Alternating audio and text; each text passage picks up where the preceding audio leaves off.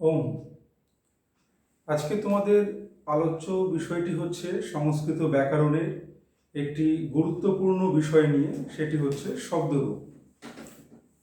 আমরা জানি যে সংস্কৃত ব্যাকরণের শব্দরূপ এটা অবশ্যই খুবই গুরুত্বপূর্ণ বিষয়, কারণ যখনই আমরা কোনো অনুবাদ করতে যাব আমাদের অবশ্যই শব্দরূপের সঠিক জ্ঞান থাকা অবশ্যই দরকার আর কি। তো দেখো, আজকে সংস্কৃত ব্যাকরণের এই শব্দরূপের একটি বিশেষ বিষয় নিয়ে আজকে আলোচনা হবে। প্রথমত, শব্দরূপের যে কোনো শব্দরূপের আমরা যখন সপ্তমীর বহুবচন যখন লিখতে যাই তখন দেখবে সেখানে একটা সু আসে। সেটা হতে পারে দন্তাস্বয় হস্যু, সেটা হতে পারে মূর্ধন্যাস্বয় হস্যু। এখন কথা হচ্ছে সেটি কোন স হবে। এর একদম নির্দিষ্ট সঠিক উপায় আছে।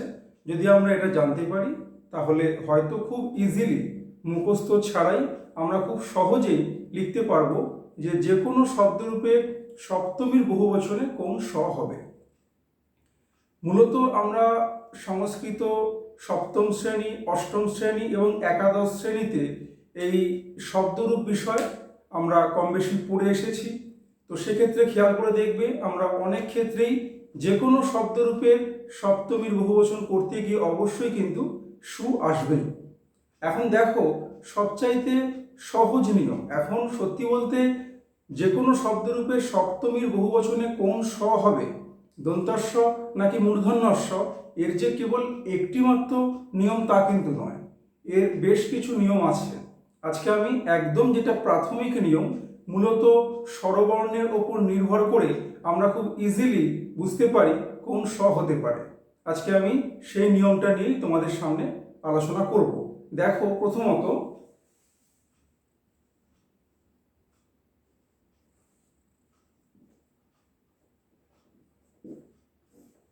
আজকে আমাদের আলোচ্য বিষয় শব্দরূপ। এখন দেখো, শব্দরূপের সপ্তমীর বহুবচনে কোন স হবে, দন্তস্ব নাকি মূর্ধন্যস্ব। এর একদম সহজ নিয়ম দেখো, আমরা জানি যে সংস্কৃত ব্যাকরণে কম বেশি প্রায় 14খানি স্বরবর্ণ আছে। অ, আ, হস্যই দীর্ঘই, হস্যু দীর্ঘ, ঋ দীর্ঘ ঋ, লি দীর্ঘ লি, এ ওই ও ও। যদিও এদের মধ্যে আমরা যখন শব্দরূপ করতে যাব মূলত দীর্ঘ ঋ, লি এবং দীর্ঘ লি এদের খুব একটা প্রসঙ্গ আসবে না। আচ্ছা, প্রথমে দেখো, আমরা যখন লিখছি যে কোনো শব্দরূপের সপ্তমীর বহুবচন, দুটো জিনিস আমাকে খুব ভালো করে খেয়াল করতে হবে। এক, আমি কোন স্বরবর্ণের পরে স লিখতে যাচ্ছি, অথবা ঘুরিয়ে বললে আমি যে সটা লিখছি ঠিক তার আগে কোন স্বরবর্ণ আছে। এই দুটো বিষয় যদি খুব ভালো করে জানতে পারো, খুব ইজিলি তোমরা ধরতে পারবে যে কোনো শব্দরূপের সপ্তমীর বহুবচন কোন স আমরা প্রয়োগ করতে পারি। দেখো, ধরো অ অথবা আ এর পরে, অ অথবা আ এর পরে আমরা যখন কোনো স লিখতে যাব সেটা অবশ্যই দন্তস্বই হবে।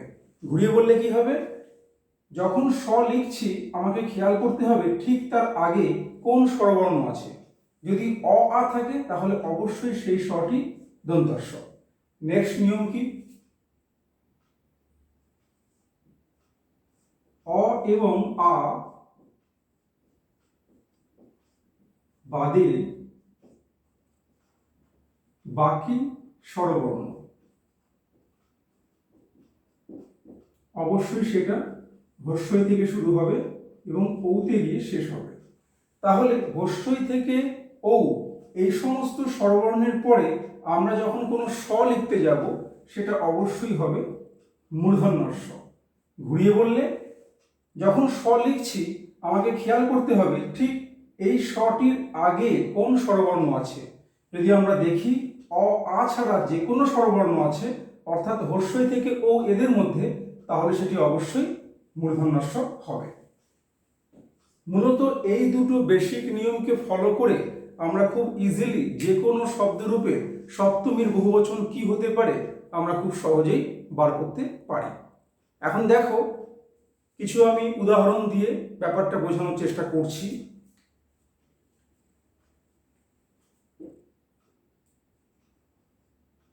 একটি শব্দরূপ আছে অকারান্ত শব্দরূপ পুংলিঙ্গ নর শব্দরূপ, যার মানে হচ্ছে মানুষ।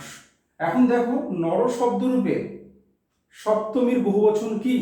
নরেষু। কোন স দেবে? খেয়াল করো। দেখো, নরেষু আমি এবার একটা স লিখতে যাচ্ছি। তাহলে এই সটা যে আমরা লিখছি, ঠিক এর আগে কোন স্বরবর্ণ আছে? অবশ্যই ন রে একার আছে। অথবা ঘুরিয়ে বললে আমি কোন স্বরবর্ণের পরে সটা লিখতে যাচ্ছি? অবশ্যই ন রে একার। একারের পরে আমি স লিখতে যাচ্ছি। নিয়ম ফলো করে দেখো, হস্যই থেকে ও এর মধ্যে পড়ছে একার, অর্থাৎ এখানে অ বা আ নেই, সুতরাং এটা অবশ্যই মূর্ধন্যস্বয় হস্যু হবে, নরেষু। নেক্সট দেখো, একটি আকারান্ত শব্দরূপ স্ত্রীলিঙ্গ লতা শব্দরূপ, যার মানে হচ্ছে লতা বা ব্রততী। এখন খেয়াল করে দেখো, লতা শব্দরূপে সপ্তমীর বহুবচন কি হবে? আমরা সকলেই জানি লতাসু, কিন্তু কোন স হবে? খেয়াল করে দেখো, আমি আকার এই স্বরবর্ণটির পরে স লিখতে যাচ্ছি, অ বা আয়ের পরে দন্তস্ব। তাহলে এক্ষেত্রে হয়ে গেল লতাসু দন্তস্ব। ঘুরিয়ে বললে ঠিক এই স্বটির আগে যে স্বরবর্ণটি আছে সেটি আকার। নেক্সট দেখো, একটি হস্যইকারান্ত শব্দরূপ মুনি শব্দরূপ, এটি পুংলিঙ্গে আছে, এর অর্থ হচ্ছে মুনি। মুনি শব্দরূপে সপ্তমীর বহুবচন মুনিষু। খেয়াল করে দেখো, মুনি শেষ স্বরবর্ণ কি আছে? হস্যই আছে, সুতরাং হস্যের পরে কোন স হয়? অবশ্যই মূর্ধন্যস্ব। তাহলে হয়ে গেল মুনিষু। নেক্সট দেখো, দীর্ঘিকারান্ত একটি শব্দরূপ, ধরো নদী, যার অর্থ অবশ্যই নদী, এটা হচ্ছে স্ত্রীলিঙ্গ। দেখো, নদী শব্দরূপের সপ্তমীর বহুবচন নদীষু। এখানেও খেয়াল করে দেখো, শেষ স্বরবর্ণ দীর্ঘী, অর্থাৎ দীর্ঘই আর কি, তো সেটা কিন্তু অবশ্যই অ নয়, আও নয়, অ এবং আ বাদে যে কোনো স্বরবর্ণের মধ্যে পড়ছে, সুতরাং এক্ষেত্রে অবশ্যই মূর্ধন্যস্বয় হস্যু, নদীষু। আচ্ছা, নেক্সট দেখো, হস্যকারান্ত একটি শব্দরূপ পুংলিঙ্গ সাধু, যার মানে হচ্ছে সাধু অথবা ভালো, উত্তম এই অর্থ বোঝায়। সাধু শব্দরূপে সপ্তমীর বহুবচন সাধুষু। এখন খেয়াল করে দেখো, কোন স হবে? অবশ্যই হস্যকারের পরে আমরা স লিখতে যাচ্ছি, সুতরাং এটা অবশ্যই মূর্ধন্যস্ব, সাধুষু। নেক্সট দেখো, দীর্ঘকারান্ত একটি শব্দরূপ স্ত্রীলিঙ্গ বধূ, অর্থাৎ যার অর্থ হচ্ছে বধূ, পত্নী, স্ত্রী। খেয়াল করে দেখো, বধূষু আমরা যখন লিখতে যাব, এখানে দীর্ঘ আছে, অর্থাৎ এটি অ নয়, আও নয়, অ এবং আ বাদে যে কোনো স্বরবর্ণ দীর্ঘ, অর্থাৎ হস্যই থেকে ও এর মধ্যে পড়ছে, এক্ষেত্রেও আমরা অবশ্যই মূর্ধন্যস্ব দেব, বধূষু। একটি ঋকারান্ত শব্দরূপ পিতৃ শব্দরূপ, যার মানে হচ্ছে পিতা। খেয়াল করে দেখো, পিতৃ শব্দরূপে সপ্তমীর বহুবচন পিতৃষু। এখানে খেয়াল করে দেখো, আমি কোন স্বরবর্ণের পরে স লিখতে যাচ্ছি? ঋকার।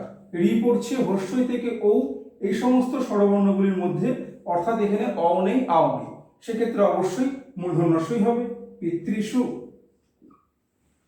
নেক্সট দেখো, একটি ওকারান্ত শব্দরূপ গো শব্দরূপ, মানে হচ্ছে গরু, এটি পুংলিঙ্গে আছে। তবে যদি আমি গাভী অর্থে ধরে নিই স্ত্রীলিঙ্গ, তবে রূপটা কিন্তু অবশ্যই পুংলিঙ্গান্ত গো শব্দরূপের মতোই হবে। তো গো শব্দরূপের সপ্তমীর বহুবচন কি আছে? গোসু।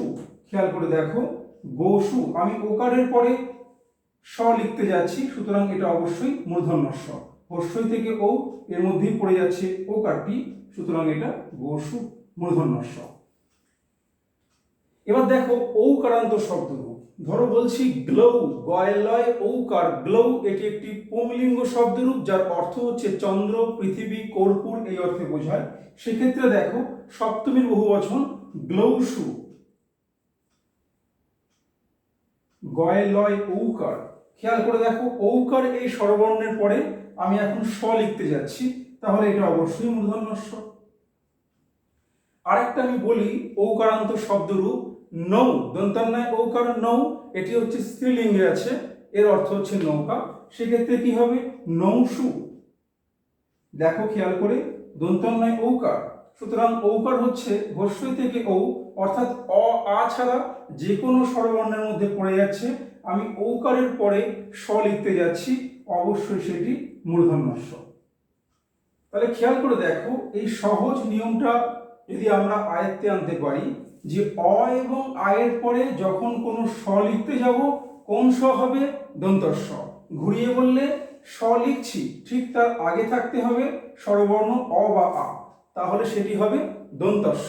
খেয়াল করে দেখো, অ এবং আ বাদে যে কোনো স্বরবর্ণের পরে যখন কোনো স লিখতে যাবে, সেটি অবশ্যই মূর্ধন্য স। ঘুরিয়ে বললে আমি স লিখেছি বা আমাকে লিখতে হবে, খেয়াল করবে ঠিক সেই স এর আগে কোন স্বরবর্ণ আছে। যখন দেখবে অ আ বাদে যে কোনো স্বরবর্ণ আছে, হস্যই থেকে শুরু করে ঔ, সেক্ষেত্রে মূর্ধন্য স দেবে। তো এই নিয়মটাকে ফলো করে দেখো, নরেষু, লতাসু, মুনিষু, নদীষু, সাধুষু, বধূষু, পিতৃষু, গৌষু, গ্লৌষু, নৌষু। একমাত্র আমি এখানে একবার পেয়েছিলাম আকার, তাই যেহেতু আকারের পরে স লিখছি, দন্তস্ব। আদার্স সব কয়টি খেয়াল করে দেখো, অ এবং আ বাদে বাকি যে সমস্ত স্বরবর্ণগুলি হয়, আমরা সেই সমস্ত স্বরবর্ণের পরে স লিখতে গিয়েছি, তাই সব ক্ষেত্রে হয়েছে মূর্ধন্য স। আমি আরো 3টি এক্সাম্পল দেব, খেয়াল করে দেখো। এক শব্দরূপ, শব্দরূপটির নাম হচ্ছে এক। এক শব্দরূপের পুংলিঙ্গ অথবা ক্লীবলিঙ্গের সপ্তমীর একবচনে কি হয়? একস্মিন। একটু খেয়াল করো, একস্মিন তুমি যখন লিখবে এ ক, একটু খেয়াল করে দেখো, আমাকে এখন একটি স লিখতে হবে। আমি তাহলে এই সটি কি লিখবো? খেয়াল করে দেখো, একস্মিন ক আছে, ঠিক ক এর পরে স্বরবর্ণ কি আছে? ক, মানে লাস্টে একটা অ আসছে। তাহলে আমরা জানি অ এর পরে কোন স হয়? দন্তর স। তাহলে একস্মিনের সটা হচ্ছে দন্তর স। আশা করছি বুঝতে পারছো। একস্মিন এক শব্দরূপের পুং হোক অথবা ক্লীব হোক, সপ্তমীর একবচনে একস্মিন কোন স হবে? দন্তর স।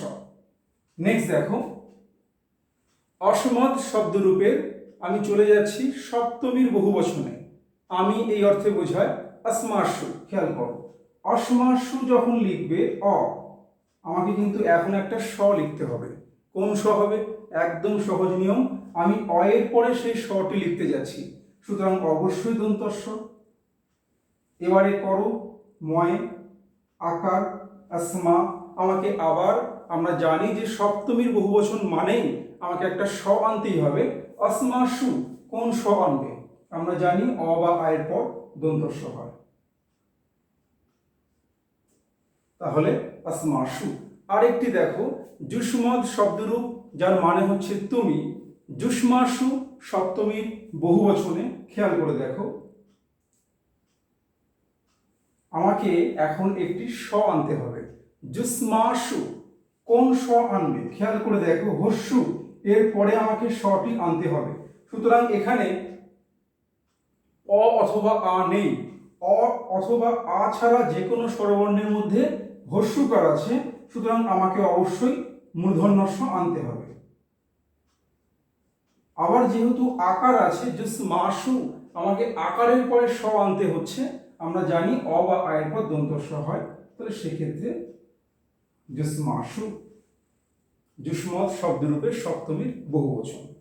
তাহলে আমি এর আগেও বলেছি যে সপ্তমীর বহুবচনে কোন স হবে, এর ওপরে কিন্তু বেশ কিছু নিয়ম আছে। সেই সমস্ত নিয়মগুলির মধ্যে যেটি আমাদের অবশ্যই জানতে হবে, একদম প্রাথমিক ধারণা, সেটি হচ্ছে স্বরবর্ণকে বেস করে, স্বরবর্ণের ওপর নির্ভর করে তুমি কোন স লিখবে খুব ইজিলি বুঝতে পারো। অ অথবা আয়ের পর স লিখতে গেলে দন্তর স, অ অথবা আ ছাড়া যে কোনো স্বরবর্ণ হস্যই থেকে ও, এদের পরে স লিখতে গেলে মূর্ধন্য স। এই নিয়মটার উপর বেস করে আমরা খুব ইজিলি যে কোনো শব্দরূপের সপ্তমীর বহুবচন কি হবে, অথবা কোনো শব্দরূপ লিখতে গিয়ে যখন স আসছে কোন স লিখবে, খানিকটা কিন্তু আমরা অনুমান করে ফেলতেই পারি। তো আশা করছি তোমাদের এই নিয়মটা অবশ্যই কাজে লাগবে। তবে আমি এর আগেও বলেছি, কেবল একটি নিয়ম নয়, এখানে কেবল একটি মাত্র নিয়ম নিয়ে আলোচনা করা হয়েছে, আরও দু একটি নিয়ম আছে যেগুলো আমাদের অবশ্যই জানতে হবে। আমি সেই সমস্ত বিষয় পরবর্তী ভিডিওগুলোতে আবার আলোচনা করব। আজকের মতো এখানে শেষ করছি। তোমাদের ভিডিওগুলো কেমন লাগছে আমাকে অবশ্যই জানাবে। সকলে ভালো থেকো।